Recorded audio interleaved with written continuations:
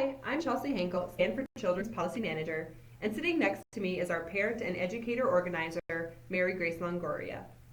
Thank you for taking the time to watch our short video about how to help your children learn to read. In this webinar, you'll learn about why reading is so important and how your child learns to read. This is the first of several videos we're going to share online. This effort is part of Read Now Colorado, a statewide endeavor to improve literacy rates, particularly among our youngest readers. So be sure to check out our other videos about reading too. Most people know that reading is a fundamental skill in today's world. Whether it's reading street signs, a news story, or a dinner recipe, we read every day. When someone can't read well, it impacts almost every aspect of their life. But if you know how to read, it probably feels easy, or maybe even automatic. When a child is learning to read, they're tackling a lot of different early literacy skills. For some students, these skills come very easily, but others need additional support from their teachers and parents to help them learn. Most children learn how to read in school, specifically in kindergarten, first, second, and third grades. After third grade, teachers begin to focus more on teaching subject matter like history or science. We call this switch from third to fourth grade, going from learning to read to reading to learn. If students are behind in reading by the end of third grade, they are likely to fall behind in school and struggle with life's most basic tasks.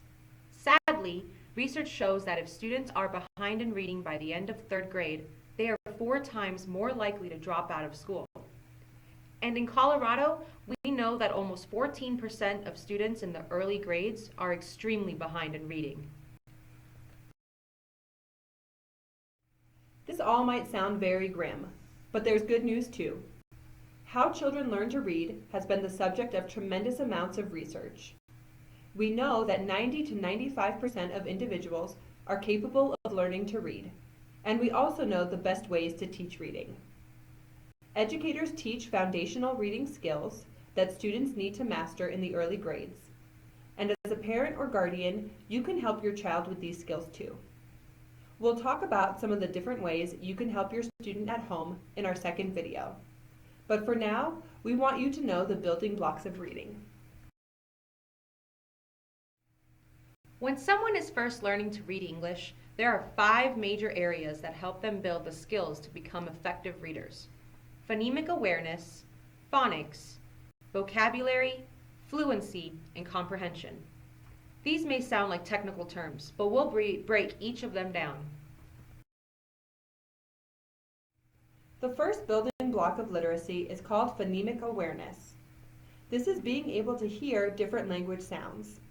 And it may seem strange that hearing has to do with reading, but without the ability to hear the difference between sounds, it's very difficult to become a strong reader.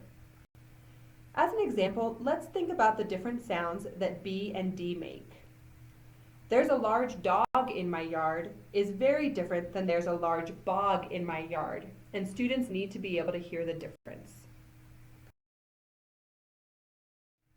The second building block of literacy is called phonics. Phonics is understanding sound-to-symbol correspondences. Basically, it's how we know that the sound T can be written as a capital T or as a lowercase t. Another example is the sound ch, which is one sound but written with 2 letters, C and H. You can see how phonics can be tricky for a new reader. But don't worry, there are lots of ways you can help your child understand and master phonics. The third building block of literacy is called fluency. This isn't the same as being fluent in a language. In literacy, fluency is how fast and accurately someone can read. Think of fluency as reading like you talk. You don't have to be a speed reader in order to have fluency, but imagine if you were only able to read a single word every minute. You would probably have a difficult time remembering what you read at the start of a paragraph, or even at the start of a single sentence. The fourth building block of literacy is vocabulary. Having a large vocabulary, knowing lots of words, helps students understand what they read. Vocabulary knowledge can also include knowing that there are different words that mean the same thing, like happy and cheerful, and knowing that there are words that have the opposite meaning, like up and down and in and out. The final building block of literacy is comprehension.